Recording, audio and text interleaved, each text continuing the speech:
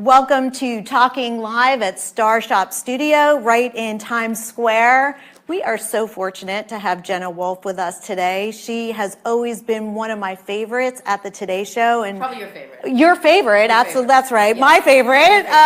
My favorite. Yeah. We certainly did one of the only segments I did, I think, out live in a bar. I don't think I was with it. Yeah, it was with it. Yeah, it was great. Jenna, you know her. She's a journalist. She was co-anchor of Weekend Today. She's a personal trainer. She's an author of Thinner in 30 Days. We are going to talk to her about everything. She's completely unguarded. She will say anything, so it's perfect for questions, almost everything. And it's just such a pleasure to have you here. Thank you very much. It's been a while since I I've know, seen you, but it's I lovely know. to see you. I'm so glad you're still working TV into everything you do. You belong here. Oh, well, you know what? It's a lot of fun. Yeah. Just sharing what you know and sharing the people who you enjoy. Exactly. And it's just wonderful to have this opportunity, don't you think? Yeah, of course. Please. Everyone has questions, and we're such a community now with social media. I think so. That it's just a great way for people to quickly reach you and ask questions. When we were on TV, it was always hard. There was always a barrier in between. That's right. That's right. I mean, there's a positive, an upside to it, and a downside. The positive is we can feel connected with this kind of virtual community and stay in contact and see wonderful pictures. Like I get to see pictures of your beautiful girls and your family. The downside is it can be pretty mean. I don't know if you ever experienced any of the mean backlash. I know I have. Not a lot, but I have. I mean, I don't know if you got any of that while you were at Today. We were just getting the beginnings of it at the Today Show, where Lester Holt and I would sit on the set, and we would finish up a segment, and it was our fault. We would stupidly have our phones with us, and right after the segment log onto Twitter, and it would be like, Lester, you're amazing. Lester, you're so gorgeous. Lester, I can't believe how perfect everything says. Jenna, why would you say that? Jenna, what is that shirt? Jenna, your pants don't match your personality. Jenna, oh my God, how funny is that? Lester's like, I love social media. I'm like, social media stinks. They're always a little bit easier on men, I think. And also, Lester's beloved. Like, I don't think anyone's ever said a bad thing It's about like Lester he walks anywhere. on water, but he really is so lovely. I call him Jesus. He kind of is. He kind of is. Yeah, he kind of is. So going back to Today, I remember when we would have conversations, you told me from the time you were a little girl or young, you would tell your best friend at the time that you wanted to work at the Today Show. Yeah, I remember that. And I do. That's part of being a therapist. We remember these odd conversations and they just get lodged into your head. And it finally happened, and she was one of the first people to support you and see it through. And yet you decided to leave after 8.5 years. Right. Well, I have a ton of energy. I've always had a ton of energy. Even after the kids, I have a ton of energy. I go through different phases in my life. I was a sportscaster before I came to the Today Show, and I did about 12 years of sports, and by the time I left sports, I had covered everything there was to cover. I covered the big events, interviewed all the athletes, and then I get to a new chapter in my life, which was the Today Show, and it was lovely and wonderful in its experience, and I was able to do the most unbelievable things and try the most unbelievable things. But after co-hosting and then covering all these lifestyle pieces, and then I sort of switched over to fitness, and I got certified, and then I became a personal trainer and did that on the show. After 8.5 years of that, I felt that it was time just to do more. And I was just antsy to get out and sort of stretch the boundaries of where I could go with my personality. And I much like what you're doing, I decided to turn to social media. And I watch you. I just wonder, because a lot of people out there want to make the next move. And do something else. And either they fear that they won't be able to make as much money, let's say, elsewhere, or they won't be able to make their dreams come true. Did you struggle with any of that? Because I'm sure at the Today Show you're getting a huge salary that's hard to give up. And to walk into the unknown, I don't know if you had anything planned at that point. Did you struggle at all, or were you like, I'm done? Because sometimes knowing when to leave a job is very hard too. For not just people in jobs, for athletes and for anyone that's really safe and comfortable. And I talk about safety in its best and its worst sense. And sometimes safety is great because it sort of wraps you up and it hugs Right. you and it gives you a paycheck and it tells you when to come into work and when to leave. And it never really promotes you, but it never really demotes you, and you just sort of exist. And for some people, that is plenty. Yeah. And it's more than enough. And for other people, it's not fulfilling.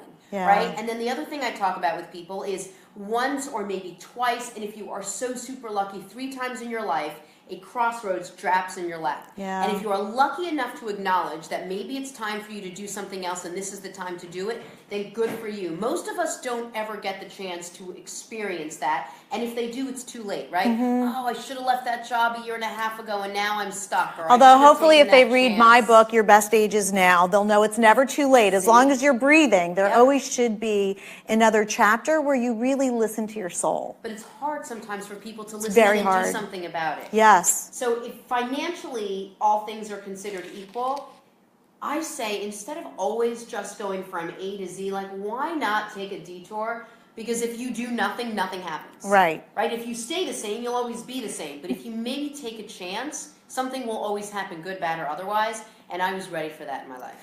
Now, was it falling in love and having a baby or getting ready to have a baby that somehow prompted this shift in you? You know what it was is I wanted to be this amazing mom to these 2 kids, and I loved the Today Show. The Today Show was far and away the best thing that ever happened to me. But there were some days where I felt like, I could predict what was going to happen at work. Yeah. And I never want to get to the point where I know exactly what's going to happen every day. Yeah. Like, I want there to be a little intrigue and a little surprise and a little, a little fear and a little je ne sais quoi in my life. And you have that when you have children, right? Every day is a new adventure. Yes. And for them, every day they learn something new and they realize something. And I was losing that a little bit at the Today Show. And I just needed an opportunity to go out and explore something and do something different.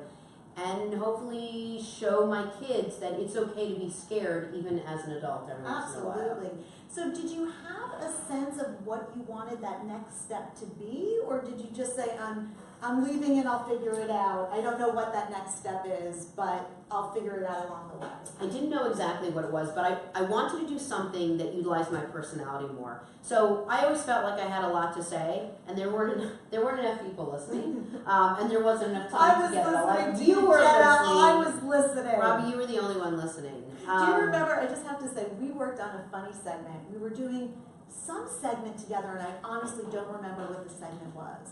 And you were talking about how you wanted to get married and have kids, and I consider myself a matchmaker. So I said, oh my God, we should do a matchmaking segment. You're like, great, done, let's do it. We go to the speed dating event on camera.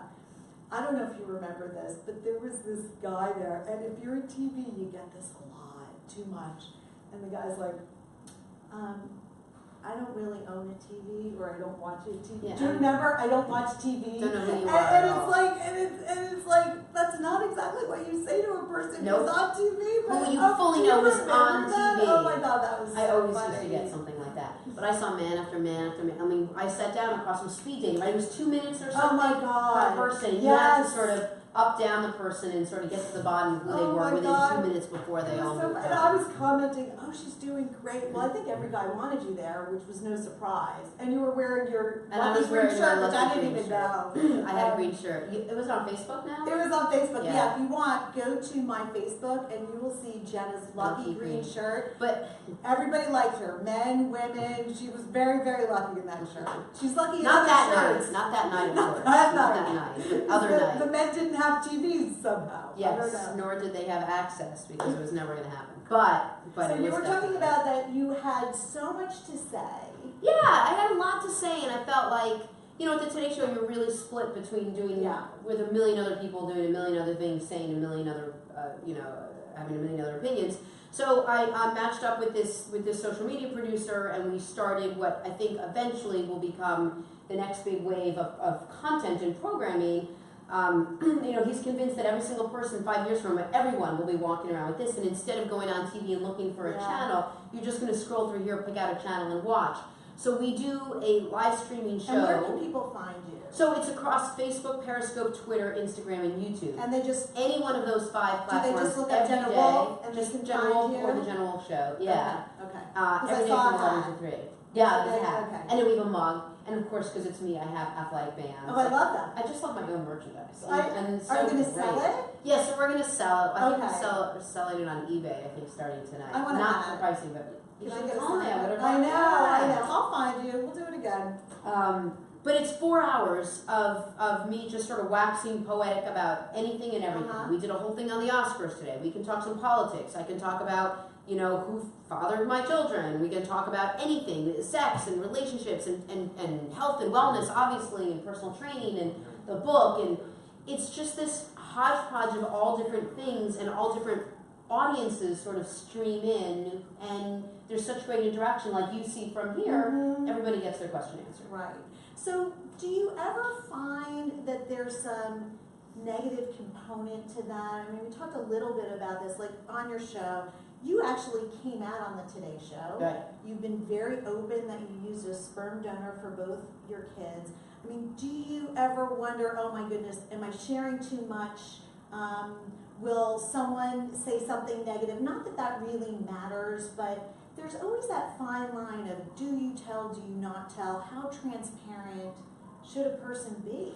I think that's up to you. It's really all about comfort, right? Yeah. It is.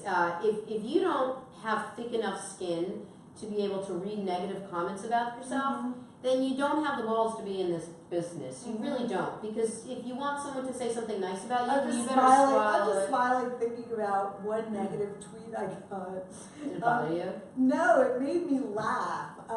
It was, your facelift is horrible. See, like, And I was like, I've never had a facelift, so I'm gonna take show you it up with God. I'm going to show you something. But right when you're now. not used to it, I remember when you're not used to it, I went on the air and I was wearing shoes. I guess they weren't so great. Yeah. I liked them, they weren't so great. And somebody criticized me and I was like, oh wow, because you take it to heart and then you get a little tougher. Well, I got this today, and I was like, oh, I'll just show her, because I'm sure you're going to talk about it. You might not want to read it out loud.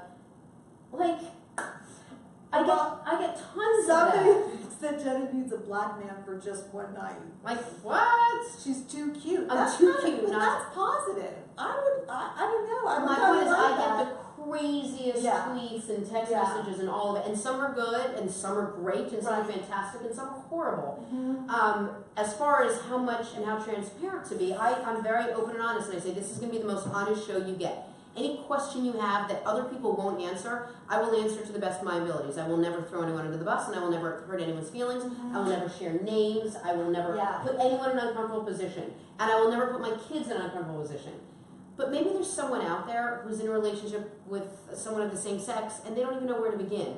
And maybe my telling that story helps just one person. Now, when did you come out to yourself first? Was that something that happened later, or were you attracted to both sexes? Because I know you've had successful relationships with men who wanted to marry you too. I did. Because I we did. discussed that. Yes. Thankfully, I didn't marry them. Like, I waited. It was just never right. I never knew that I liked women. But I just wanted to say that I remember you were so happy for your ex that he found another relationship and had a baby. I was so impressed by that. Yeah. Because I was like, she's so much kinder than me. I don't know. I well, remember, it's someone else that's on television, and I know how hard he works, and you were he's so wonderful. happy for him. I genuinely was happy for him. No, you were, and I'm sure you're still the love of his life. I just want to say that, and I'm probably right, because I think I'm always right, but I'm right about this. All right, let's move on.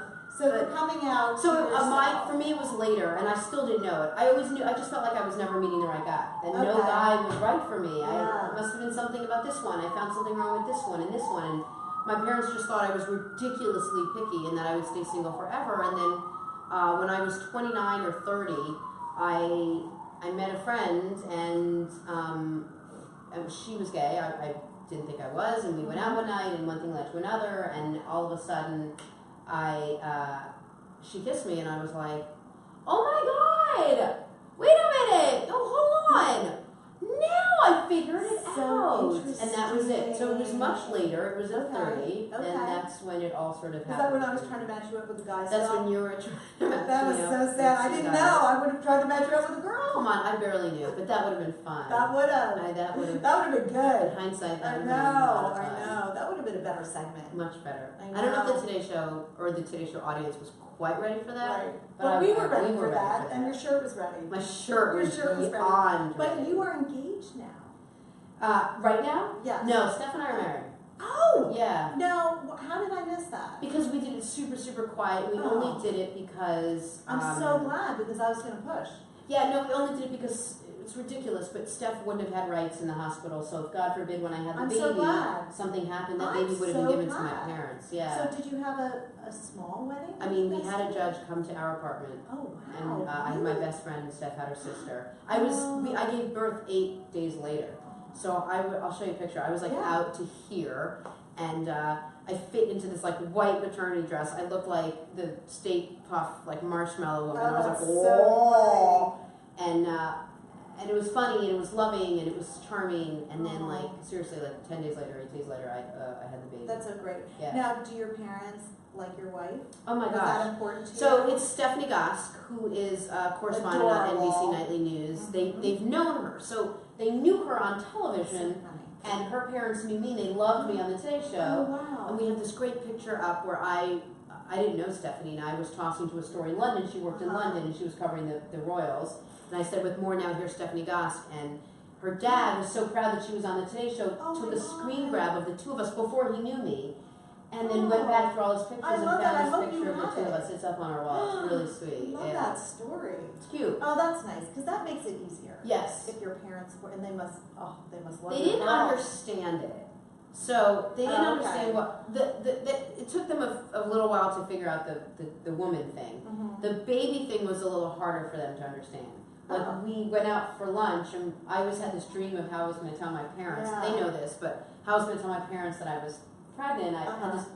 loving like fantasy, and my mom was going to cry, and I was going to name whoever my daughter was after my grandmother, my mom's mom. It was going to be the most lovely story ever. Oh. And we went to what's Artie's Deli on the Upper West Side, Uh-huh. and we were sitting there, and there was like a thing of coleslaw and pickles before the food came, and Steph's like, she can't wait anymore. She has to tell you something, and I was like, Mom, Dad, I'm pregnant. My dad must have heard, Mom, Dad, I'm thinking of having the hot dog, but maybe I'll have a hamburger. Because he was like, Oh my God, that's so more funny. coleslaw. So then Steph was like,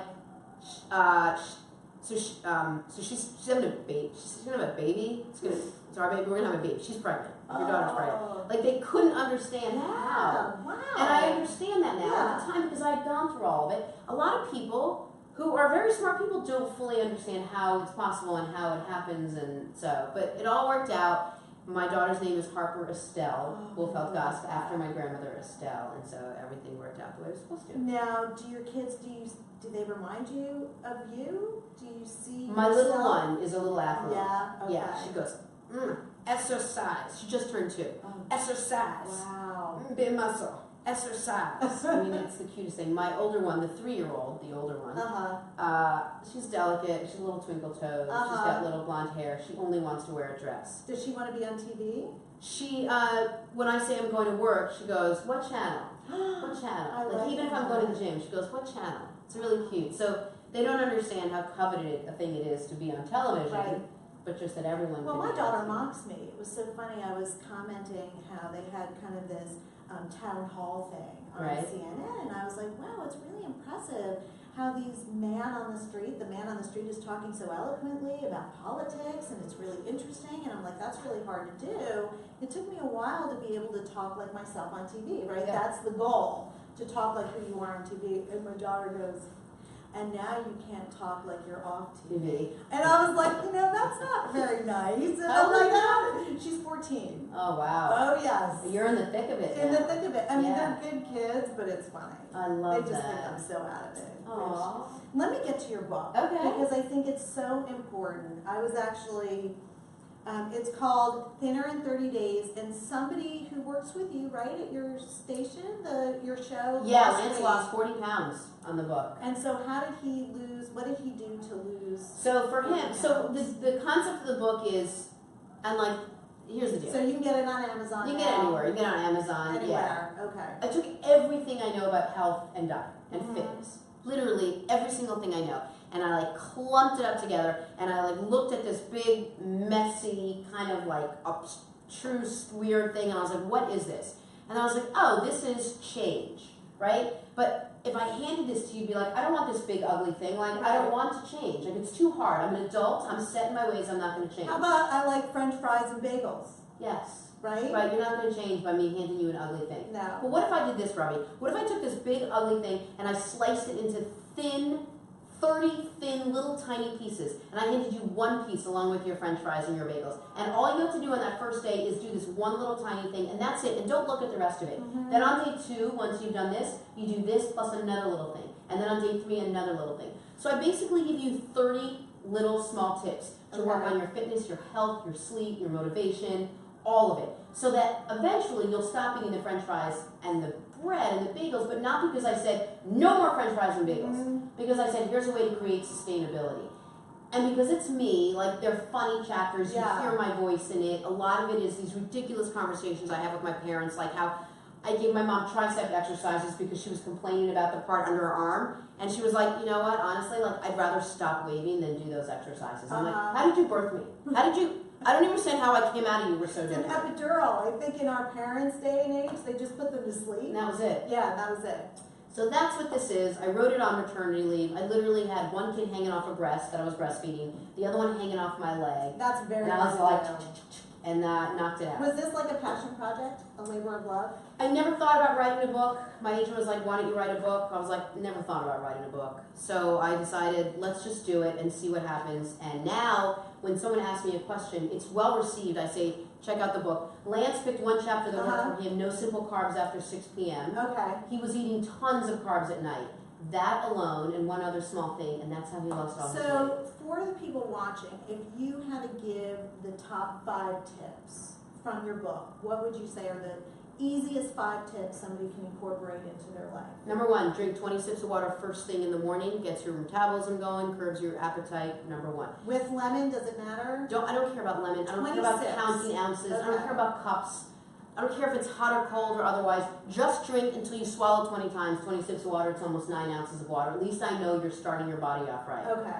Number 2, walk 10,000 steps a day. It's about 4.5 miles. If you do nothing else and not go to the gym, 10,000 steps. Get a tracker, get a cheap pedometer, whatever it is. If you go to bed and you only have 8,000 steps, you better walk around your bedroom for 2,000 more steps. At least I know you're moving. Number 3, no simple carbohydrates after 6 p.m. It's super important. No sugars is what we're talking about, okay? That's when you're your weakest. You've dieted all day. You want the bread, you want the pasta, you want warm, comforting food. Now, I'm really hungry at night, but like when I'm sleeping. It's like my stomach is in Paris somewhere saying, it's breakfast. I don't know what that's about, but I probably need more protein. You need more protein during to the keep day. you satisfied, especially at night. Mm-hmm. And then the last 2, real quick, number 4, please log your food. Once you see what you wrote down, I know it's so lame, read the chapter on it. It's not the sexiest. Read the chapter and you will see why it's so important to write down what you eat. And then there's some exercises. Denial, right? There's denial. We lie, but like, who are you lying to? Right. I did this with Lester Myself. Holt. I'm so good at lying to myself. He lied. I'm like, do you get no dessert? He's like, well, I had creme brulee. I go, but I don't see it on here. He's like, I know, I should have written it down. I'm like, who are you killing? Like, what are you talking about? Write it down. I don't understand. Yeah, because we're not used to that, and we eat too much. We eat too much, but if you look at what you eat, maybe you don't need another scoop of this or another cookie or one of these, and you'll save calories throughout the day. 3,500 calories in a pound. If you can save 500 calories a day, that's a pound a week. That's what your goal should be. Now, are you also training people since you're a personal trainer? I still train people. I do some boot camps. I don't do it all the time. Just for I'm now doing 1,000 jobs, so it's tough. And I'm in Homeland this season. Oh my goodness! Which is my big claim to fame. I was on an episode last night, and I'm on episode 11. I have a bunch of lines. Would you let me know so I can let everybody know? 100%. Okay, all right. So where can people find you before we? All platforms from 11 to 3 every day at Jenna Wolfe on Twitter, Periscope, Instagram, YouTube, and whatever, Facebook, obviously. Well, I'm so glad you came here. Thank you so much. And I'm so excited for you, and you go girl, and I'm rooting for you. I can't wait to read this. Thank you. And if I'm thinner, it's thanks to Jenna.